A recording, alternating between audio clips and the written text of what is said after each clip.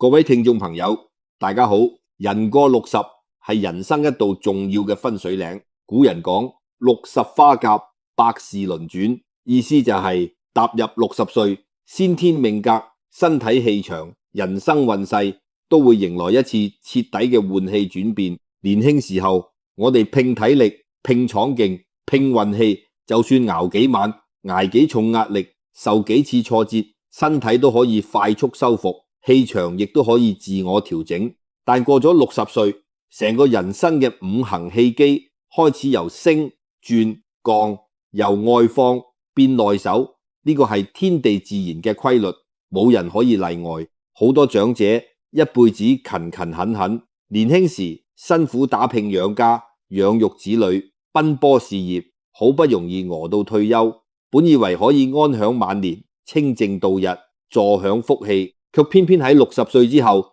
身體接二連三出問題，家庭瑣事不斷，是非口舌纏身，運勢急轉直下，甚至日日心煩氣悶、失眠多慮，越老越唔安樂。絕大多數人都以為晚年唔順、身體變差，只係單純嘅年老退化、運氣不好、八字注定。所以好多老人退休之後，養生只會死守一套大眾常識：早睡早起、清淡飲食、每日運動、少鹽少糖、戒煙戒酒，呢啲道理人人都識，網上隨便一搜一大把，係最基礎最表面嘅養生方式。但大家有冇發現一個好奇怪嘅現象？有啲老人日日堅持養生，作息規律，飲食克制，年年體檢都冇重大疾病，指標全部正常，卻經常莫名頭暈乏力、氣息暗沉、精神萎靡、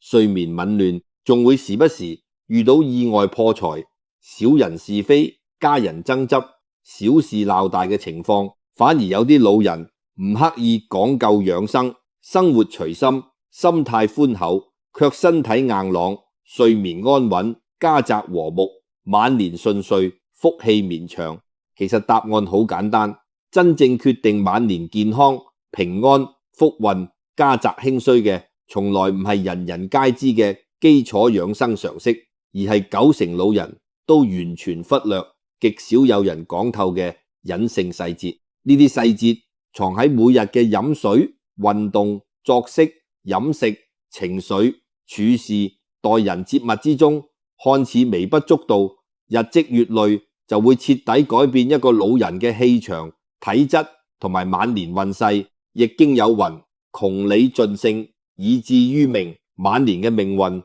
從來唔係先天命格定死，而係後天每一個小習慣、每一次心態選擇、每一句言語、每一種生活方式累積出來嘅結果。好多長者晚年之所以越活越累、越老越坎坷，並非運氣差、命格薄，而係一輩子都踩緊養生同處世嘅大坑，自己卻從未察覺。今日我哋就深度拆解9個60歲後必須死守，卻90%老人通通忽略嘅隱藏真相。結合傳統玄學氣場、中醫養生原理、現代健康常識，淺白易懂，句句真實，人人適用。每一個細節都直接關係你嘅身體健康、心態福氣、家庭氣場、晚年平安。認真聽完，對照自查，及時改正，足以扭轉晚年氣運，守住一生最後嘅福分。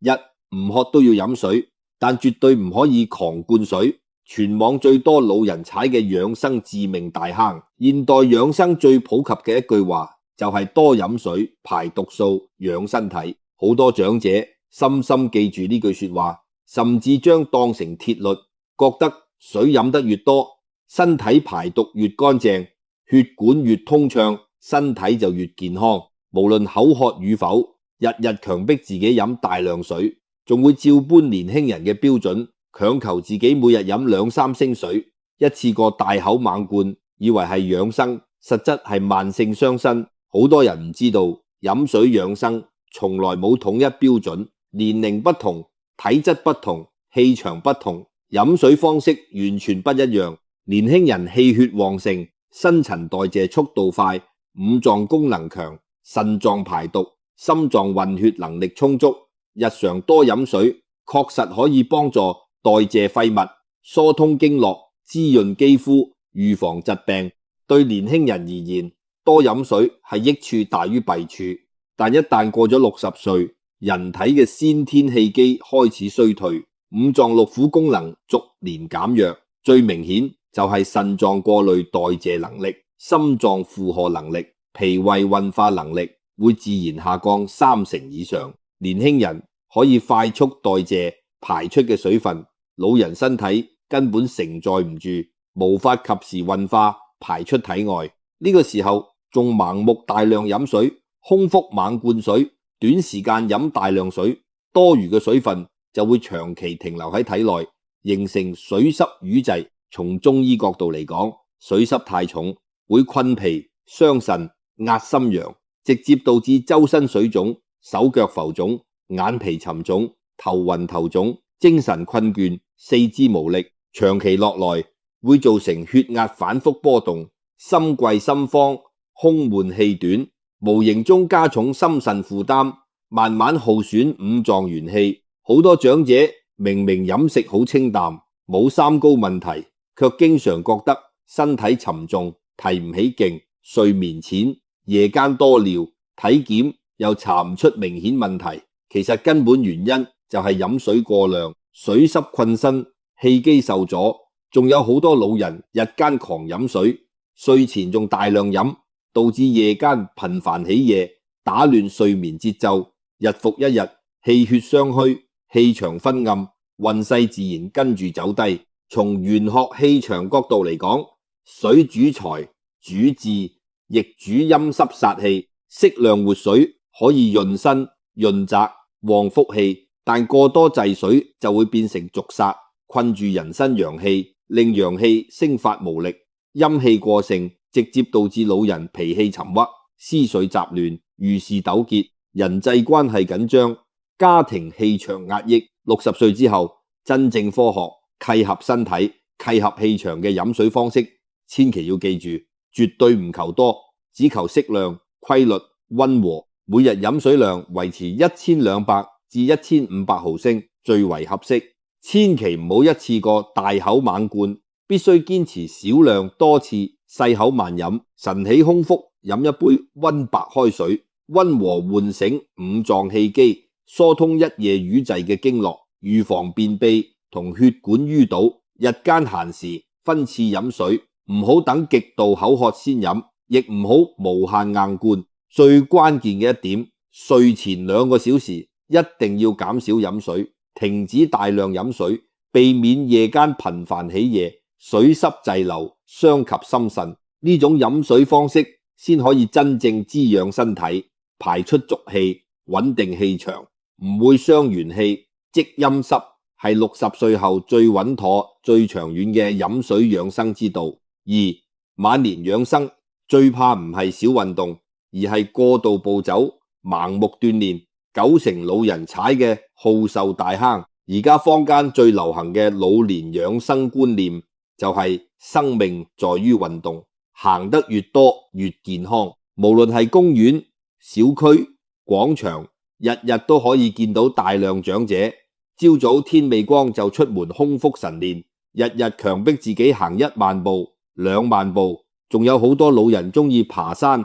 快跑、劇烈廣場舞，長時間健身，覺得運動量越大，身體越強壯，越長壽。其實呢個觀念係晚年養生第2大致命誤區。對於60歲以上嘅長者而言，過度運動從來唔係養生，而係明目張膽嘅透支壽命、消耗元氣。年輕人氣血充足，骨骼堅硬，韌帶有力，關節亦充足，劇烈運動之後可以快速修復，增強體質。但60歲係人體骨骼、氣血、經絡嘅轉折點，過咗呢個年紀，身體機能全面下滑。首先係骨密度逐年降低，骨骼承重能力大幅下降，骨質疏鬆悄悄來襲。其次係關節軟骨磨損老化，關節液分泌減少，保護層越來越薄，再加氣血運行速度變慢，運動之後氣血供應唔上，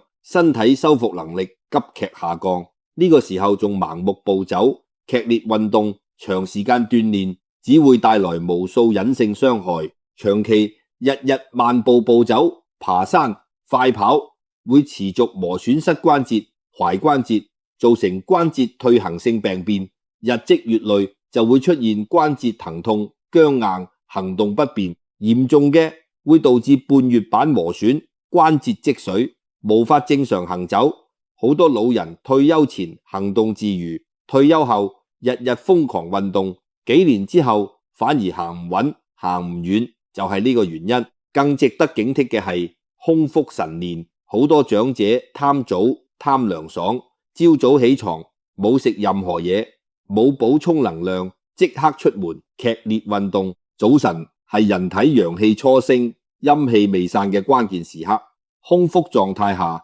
氣血不足、元氣空虛，劇烈運動會直接耗散初生陽氣，導致氣血虧空，心臟供血不足，輕則頭暈眼花、心慌氣短、四肢發軟，重則誘發心腦血管問題，埋下重大隱患。從易經養生角度嚟講，少年宜動，老年宜靜。年輕人需要動以養氣，生發陽氣，闖蕩成事；老年人需要靜以養元，固守氣機，積累福澤。60歲之後嘅養生核心，從來唔係多動，而係穩動、溫動、適動。過度躁動會擾亂體內陰陽平衡，耗盡先天元氣，令人身氣長浮動，根基不穩，晚年自然多災多礙，平安難求。真正適合60歲以上長者嘅頂級運動，從來唔追求運動量，唔追求強度，只追求溫和、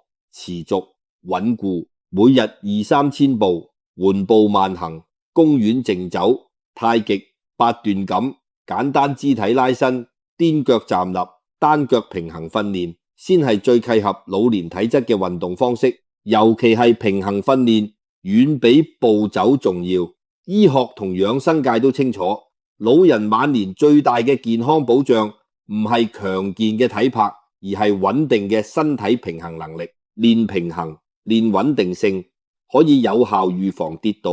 預防骨折、預防行動退化。守住身體穩定，就係守住晚年最大嘅平安同福氣。運動適度則養生，過度則傷身耗壽。呢個道理，每一位長者都要牢牢記住。3. 清淡飲食絕對唔係齋食唔食肉，過度忌口係晚年元氣最大殺手。談起老年養生飲食，幾乎所有長者都有一個共同嘅執念：清淡飲食就係完全齋食，唔食均，唔食蛋，唔食油，唔食甜。為咗預防三高、預防血管堵塞、預防肥胖，好多老人過咗60歲就開始極度忌口，長期只食白粥、青菜、白飯，杜絕所有肉類、蛋類、奶類，覺得越清淡越簡單，身體就越健康。呢個係晚年養生最普遍，亦都最傷身嘅超級大誤區。90%長者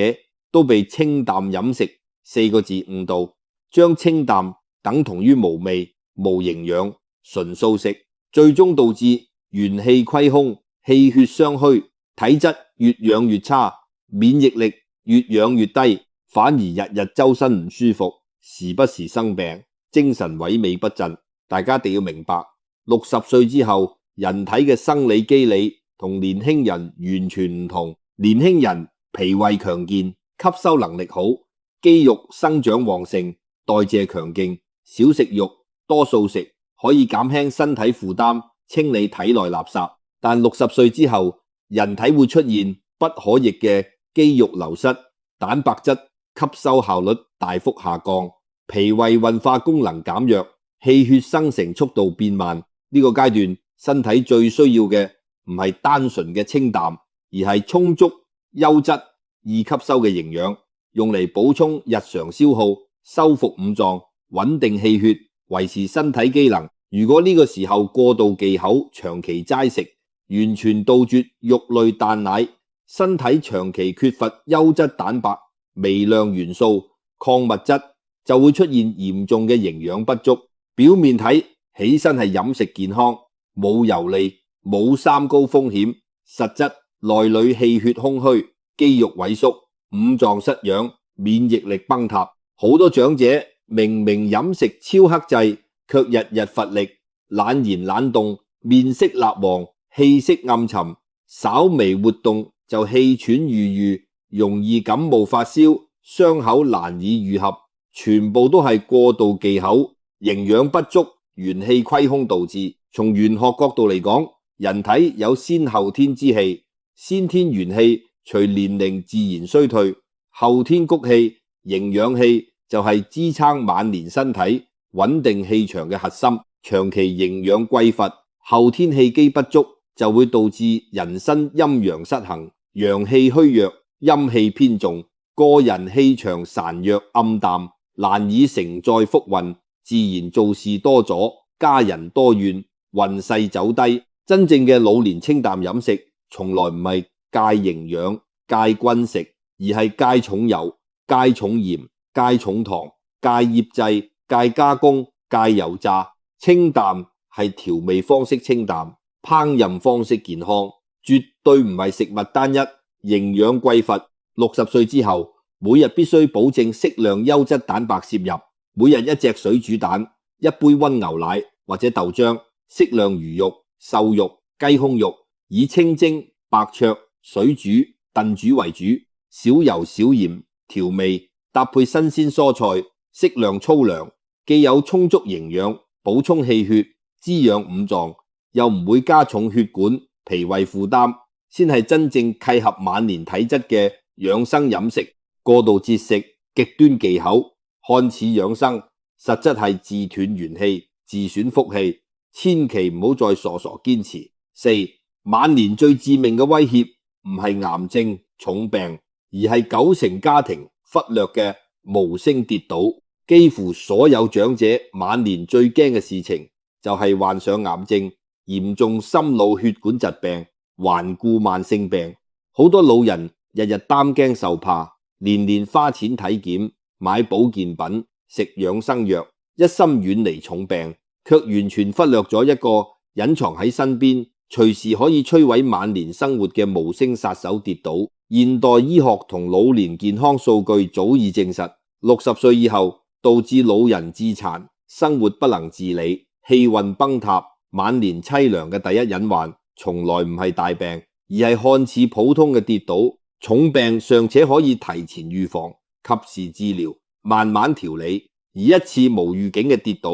往往會直接改變一個老人，甚至一個家庭嘅命運。60歲之後，人體骨密度逐年下降，骨骼韌性、強度大幅減弱，大多數長者都有不同程度嘅骨質疏鬆，只係輕重之分。年輕人跌低幾次，頂多皮外擦傷，疼痛幾日就痊癒，但老人一次輕微跌倒，哪怕只係平地滑落、輕微磕碰，都好容易造成股骨骨折、腰椎骨折、關節碎裂、骨裂等嚴重問題。一旦骨折臥床，後果遠遠超乎大家想象。首先係身體機能快速退化，長期臥床會導致肌肉迅速萎縮、氣血停滯、經絡淤堵、免疫力急降。隨之而來嘅就係肺炎、褥瘡、血栓、消化紊亂等一連串併發症。其次係心態徹底崩塌，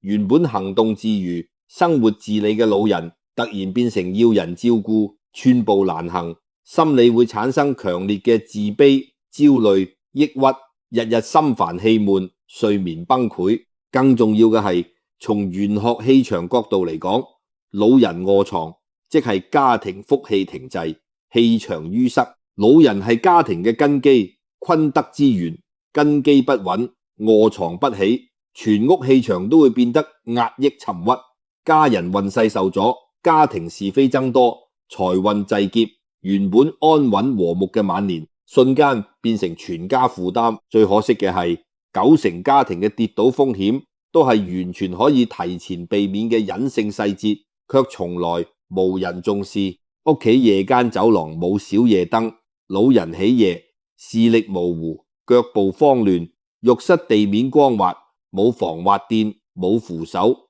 客廳、臥室雜物隨意堆放，電線亂拉，老花鏡隨意擺放，老人睇嘢不清，上下樓梯無扶手，光線昏暗，屋企拖鞋鞋底光滑唔防滑，呢啲微不足道嘅小細節，每一個都係隱藏嘅安全隱患。好多長者日日大把食鈣片、補骨保健品，一心強健骨骼，卻忽略咗最根本嘅平安防護。其實晚年平安真義好簡單，與其花大錢補鈣養骨，不如每日幾分鐘練平衡、練穩步，全屋做好防滑、防跌、防暗，穩住雙腳，穩住身體，穩住日常行走安全，就係穩住晚年最大嘅福氣同安樂。5. 睡眠從來唔係瞓得多就健康，晚年最忌晝睡夜醒、過度賴床。人人都知睡眠係人生第一大養生，充足睡眠可以修復身體、滋養氣血、穩定情緒、旺運福。所以好多長者根深蒂固認為瞓得越耐、休息越足，身體就越好，精神越足，運氣越順。於是退休之後冇工作束縛，冇生活壓力，日日閒坐無事，就長時間瞓覺，隨意賴床，日間反覆小氣。但大家完全忽略咗老年睡眠嘅核心規律。晚年睡眠貴在規律，絕唔在數量。過咗60歲，人體陽氣生發，有固定時序，日出而作，日落而息，順應天地陰陽，先可以養生。如果違背時序，晝夜顛倒，日間過度休眠，哪怕瞓得再多，都只會越瞓越虛，越瞓越累，越瞓越衰。而家絕大多數退休長者都有同一個問題，日間無所事事，坐低就瞓，攬住就眠，日間瞓足幾個鐘，昏昏沉沉，懶懶散散，到咗夜晚正常休息時間，反而精神亢奮，思緒紛亂，輾轉反側，無法入睡，要凌晨先勉強入眠，甚至徹夜失眠，多夢易醒，醒後難眠。呢種晝長眠夜失眠嘅作息顛倒，比長期少瞓熬夜更加傷身，更加耗腹。從中醫氣血運行規律嚟講，日間係人體陽氣生發、氣血運行、經絡疏通嘅黃金時間。呢個時候長期臥床休眠，陽氣無法生發，氣血無法暢通，代謝全面瘀滯，體內濁氣廢物無法及時排出，日積月累就會氣滯血瘀，五臟淤堵。所以好多長者日日瞓足10幾個鐘，依然面色暗沉、精神昏沉、四肢乏力、頭重腦脹、脾氣煩躁，就係氣血瘀滯、陽氣被困導致。日間積壓嘅陰濁之氣無法散出，夜晚陰氣加重，自然睡眠質量極差，多夢驚醒，心神不寧。從玄學角度嚟講，晝為陽，夜為陰，晝動夜靜，係天地萬物嘅不變大道。老人晝夜作息顛倒，就係個人氣場違背天地規律，陰陽錯位，氣機紊亂，直接導致個人福氣耗散，運勢波動，是非增多，家宅不寧。60歲之後嘅睡眠養生，一定要守住鐵律，固定作息，早睡早起，順應陰陽。夜晚11點前入睡，早晨天亮及時起床，絕對唔好賴床，唔好拖延。日間如果覺得困倦，短暫小憩20分鐘足矣，千祈唔好長時間臥床大睡。日間適度活動，生發陽氣，夜晚心神安定，安然入眠，陰陽循環順暢，先可以養氣、養血、養福、養壽。6. 晚年最大嘅隱性內耗，過度掛念子女，強行插手後輩家事。好多長者晚年身體健康，飲食規律，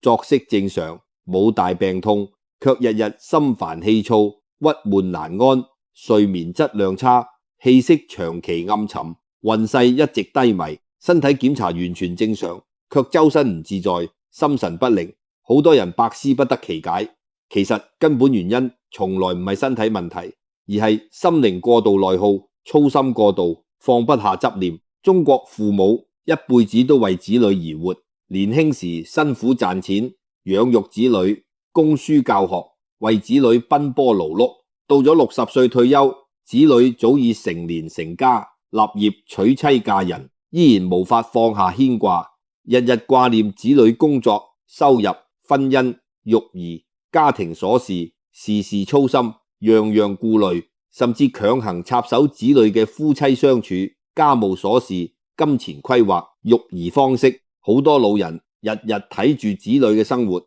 稍有不順就擔驚受怕，見到子女爭執就過度焦慮，見到子女選擇唔合自己心意就百般干涉、嘮叨指責、強行糾正。表面睇起身係愛子女、疼惜後輩，實質係無限消耗自己嘅心神，節損自己嘅福氣，搞亂全家嘅氣場。易經講：老者而退，小者而進。60歲之後，人就應該退居幕後，安守本心，清靜度日，將人生舞台交俾年輕人。子女有子女嘅命格、緣分、福禍、人生路，每個人嘅一生都有自己嘅修行同際遇，唔係父母可以強行改變、全程掌控嘅。老人越係執着，越係操心，越係插手，就越容易氣結鬱滯，心火旺盛，肝氣不舒。中醫講：思傷脾，鬱傷肝，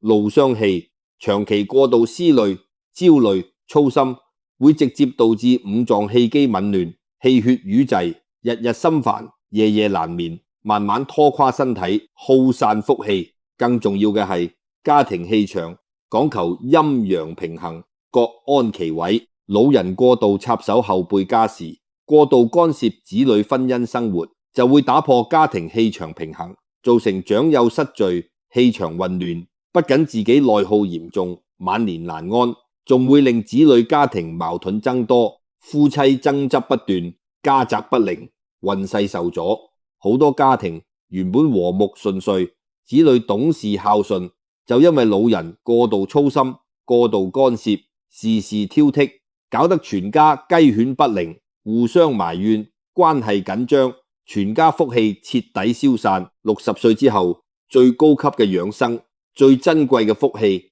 就係學會放下，學會抽身，學會頓感，唔管子女閒事，唔評論後輩是非，唔糾結過往得失，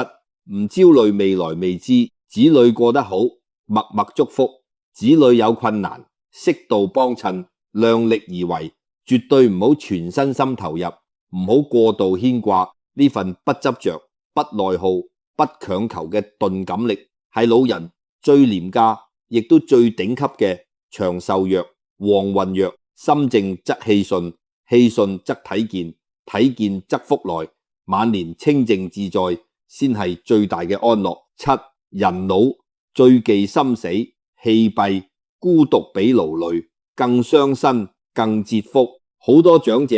有一個好大嘅誤解，覺得晚年清靜就係有福，退休之後唔社交、唔出門、唔結識新朋友、唔參加群體活動，日日獨自留喺屋企睇電視、發呆、獨處，遠離人群，遠離歡樂，遠離世事紛擾，以為呢種係清靜養生，遠離是非。其實從養生同玄學角度嚟講，過度孤獨、自我封閉，遠比奔波勞累、辛苦操勞更加傷身，更加節損晚年福氣。勞累只會傷身體、耗體力，休息過後就可以恢復，但孤獨會傷心神、閉氣場、耗元氣，日積月累會造成不可逆嘅身心損傷。天地萬物，獨陰不長，獨陽不生，世間一切氣場都需要流通、交融、互動，先可以生生不息，福氣綿長。人係群居動物，人身氣場需要同外界陽氣、人群氣場交融互動，先可以保持氣機暢通、心神開闊。60歲之後，如果長期閉門不出、自我封閉、零社交、零互動，就會形成氣場閉塞嘅格局，個人陰氣過盛，陽氣不足，氣血運行遲緩，心神鬱結壓抑，長期落來就會出現記憶力快速衰退、大腦機能退化、反應遲鈍，情志抑鬱，消極悲觀，大大增加老年痴呆、失眠焦慮、情志疾病嘅風險。國際哈佛大學長達數十年嘅老年跟蹤研究早已證實，決定一個人晚年壽命長短、生活質素好壞嘅核心因素唔係飲食、運動、財富，而係晚年嘅社交質量同精神狀態。長期保持輕度社交、心態開朗、有興趣愛好、願意接觸人群嘅長者，身心狀態遠遠優於獨居封閉、孤獨寡歡嘅老人，晚年平安順遂度亦都高出數倍。好多老人退休之後，覺得自己年紀大，冇價值，唔想社交，怕麻煩，怕被人笑，日日困喺狹小嘅居室之內，目光所及只有四面牆壁，思緒越來越狹隘，心態越來越消極，脾氣越來越古怪，最後變得敏感多疑，小氣執着，易怒易鬱。不僅自己活得痛苦，仲令身邊家人難相處。真正嘅晚年養生大道係身而靜，心而通，體可閒，神不枯。60歲之後，一定要主動打開自己嘅氣場，多出門曬太陽，接觸自然陽氣，多參加輕度老年活動，結識同頻老友，培養一兩個簡單小愛好，種花、寫字、聽曲、散步、垂釣都可以，保持心靈通透，氣場流通，情緒舒暢，先可以守住陽氣，遠離陰鬱，積累複雜，孤獨閉塞，耗盡元氣，開朗通透，滋養一生。呢個晚年真相一定要牢牢記住。8、9成老人忽略嘅頂級養生，口德缺家運，老人怨氣最重，最折全家福。好多人以為晚年養生靠湯水、靠補品、靠運動、靠作息，卻完全忽略咗一項零成本、最頂級、最影響家運同個人福壽嘅養生方式：修口德、制情緒。大家身邊一定有呢類長者，年紀越大，脾氣越硬，嘴巴越碎，心態越窄，日日中意抱怨生活、抱怨子女、抱怨際遇、抱怨命運，動輒嘮叨挑剔，指責家人，負面吐槽，翻舊賬，講風涼話，潑冷水，遇到小事就發怒，遇到唔順心就埋怨，周身負能量，滿口是非言。好多家人同身邊人都覺得老人家年紀大，脾氣變好正常，發牢騷，講幾句難聽說話，嘮叨幾句根本冇所謂，唔會影響任何嘢。呢個想法係大錯特錯，而且係影響全家福運嘅致命錯誤。從傳統玄學家道規律嚟講，老人係一個家庭嘅坤德根基、福氣源頭。坤土主包容、主承載、主家宅。老人嘅心境、脾氣、言語、氣息，直接決定全屋嘅氣場冷暖、福運興衰。老人心歡氣和，言語溫柔，少怨少躁，多善多包容，屋企嘅土氣就溫潤平和，陰陽平衡，可以生財旺運，滋養家人，蔭佑後代，全家上下和睦順遂，平安喜樂。反之，老人長期滿腹怨氣，動輒發怒，日日嘮叨挑剔，滿口負面惡言，屋企土氣就會乾燥淤塞，殺氣彌漫，直接克財克運克家人。惡言怨氣是非語係最厲害嘅無形殺氣，折福速度遠超所有風水破局、命格缺陷。老人每一句抱怨，每一次指責，每一次發怒，都會將負面陰氣滲入全屋氣場，不僅自己氣血瘀滯、肝鬱氣結、百病叢生，仲會令子女事業受阻、財運不穩、家庭爭執不斷、後代福氣受損。易經仲卦有云：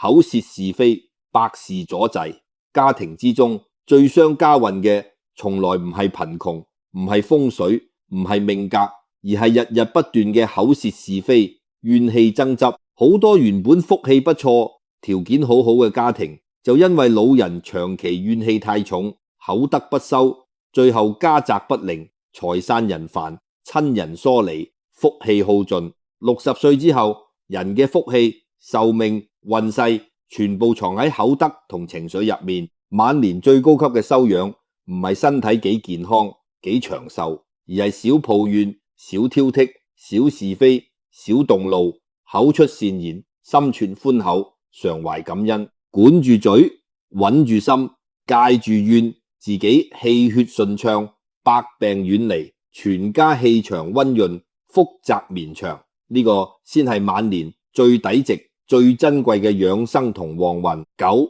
晚年最高智慧，不執着，先天命格，後天修德改運，拒絕消極認命。60歲之後，好多長者都會走入兩個極端，兩種心態都會直接折損福壽，拖垮運勢。90%老人都踩中。第一種係過度焦慮，強求年輕，盲目抗衰老。好多老人無法接受自己衰老嘅事實，恐懼變老，恐懼生病，恐懼歲月流逝，日日過度保養，瘋狂買保健品，盲目跟風養生，過度醫療，成日同身邊同齡人比體質、比精神、比運氣、比子女，比不過就心生鬱結，自我否定，焦慮、失眠，日日活喺恐懼同內耗之中。第二種係徹底消極，擺爛認命。好多老人聽過幾句命格評斷，聽過人講自己晚年福薄、運差、命格普通，或者見到自己身體退化、運勢起伏，就徹底放棄自我管理，覺得老咗就冇所謂，反正命運注定無法改變，於是隨便捱夜，隨便飲食，放任壞脾氣，放任負面心態，唔收心，唔修身，唔積福，日日得過且過，渾渾噩噩。其實呢兩種心態都違背咗易經晚年修行嘅大道。易經從來唔主張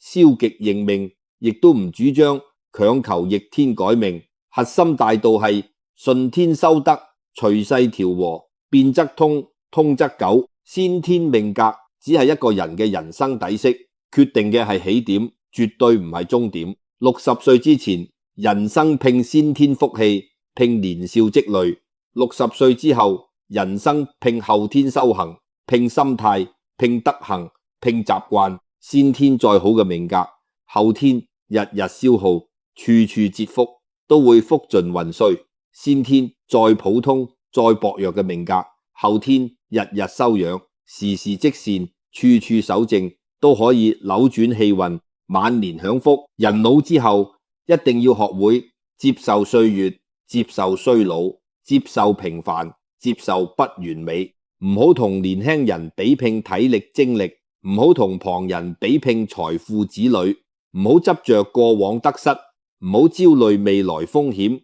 順應身體自然規律，唔強求，不執着，不焦慮，不消極。每日早睡早起，飲食有道，運動適量，心懷寬厚，口出善言，少慮少怨，靜心修身。呢種平和從容、順天而行嘅心態，先係晚年改運、積福延壽嘅最高智慧。全篇總結講到底，60歲以後，人生最好嘅風水、最珍貴嘅福氣、最長遠嘅平安，從來唔係大富大貴、兒女滿堂、榮華富貴，而係簡簡單單嘅5樣嘢：身體無痛、睡眠安穩、心無掛慮、口中無惡言、家中無是非。年輕時候，我哋可以靠體力、靠運氣、靠闖勁去打拼人生，賺取財富。但花甲之年過後，所有嘅福澤、平安、順遂都唔係天降，而係日日修身、